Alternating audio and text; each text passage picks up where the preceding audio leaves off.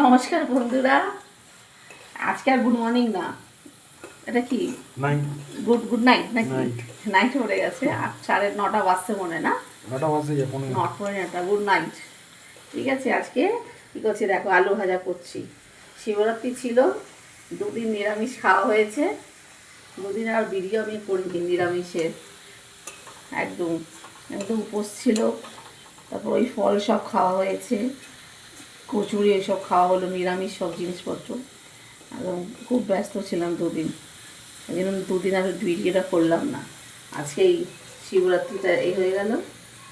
তারপরে এই আলু ভাজা করছি, এই যে ভাত করেছি, আলু আছে ওর ভেতরে, আলু সেদ্ধ ভাত সেদ্ধ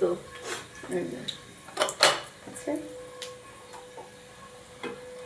বাবারে, এই যে একদম গরম গরম ভাত, ওর মধ্যে আলুও আছে, ভাত সেদ্ধ করেছি, আলু ভাজা করছি। বাবারে, আলু ভাজা এই যে করলাম হালকা, এই আস্তে আলু ভাজা করেছি, একদম লাল লাল আলু ভাজা। আমার কর্তা আবার একদম লাল লাল খেতে চায়, মানে হালকা লাল আমার পছন্দ না, একটু বেশি করে ডিপ লাল হবে, ওই জন্য এই ডিপ লালটা করছি। আর যে পেঁয়াজ কেটে রেখেছি, এই যে পেঁয়াজ দিয়ে একটু বেসন দিয়ে করব।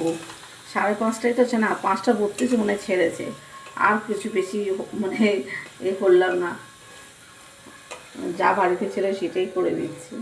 এই পেঁয়াজ দিয়ে বেসন দিয়ে একটু, পেঁয়াজের কি বলে এটাকে, পকোড়া, পেঁয়াজ পকোড়া, ওইটা একটু করব। এই আলু ভাজা করেছি, আর আলু ভর্তা আছে। আলু ভর্তাকে কী করবো বলো তো, একটু পেঁয়াজ লাল করে ওর মধ্যে মাখবো, পেঁয়াজ দিয়ে দিয়ে শুকনো লঙ্কা একটু লাল করে, এসব করে আজকে এইটাই হবে খাওয়া। তোমরা শিবরাত্রি কীরকম কাটালে বন্ধুরা? ভালো কাটিয়েছে শিবরাত্রি নিশ্চয়?